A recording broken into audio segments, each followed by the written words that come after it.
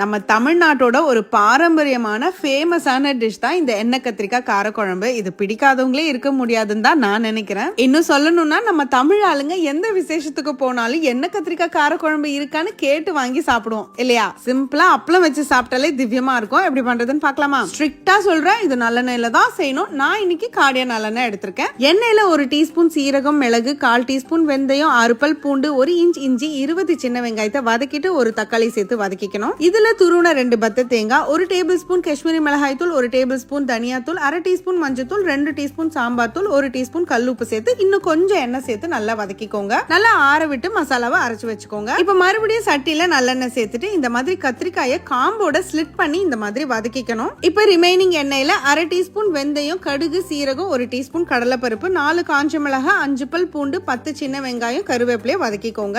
நல்லா வதங்கினதும் அரைச்சு வச்சிருக்க பேஸ்ட் உள்ள சேர்த்துக்கணும். கூடவே ஒரு லெமன் சைஸ் புளியும் 1/2 கப் தண்ணியில நான் கரைச்சு வச்சிருந்தேன். அதையும் உள்ள சேர்த்துட்டு உப்பு செக் பண்ணிட்டு மூடி போட்டு ஒரு 5 நிமிஷம் கொதிக்க விடணும். ஓபன் பண்ணி நம்ம வறுத்து வச்சிருக்க கத்திரிக்காயை சேர்த்துட்டு சிம்ல ஒரு 6ல இருந்து 7 நிமிஷம் அப்படியே விடுங்க. ஃபைனலி பச்சையா நல்லெண்ணெய் அப்படியே உள்ள ஒரு 2 டீஸ்பூன் சேர்த்துட்டு தூளா கட் பண்ண கொத்தமல்லி சேர்த்துட்டு இறக்கிடுங்க.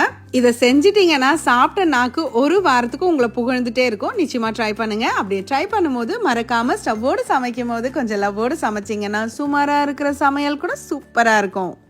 எப்படி?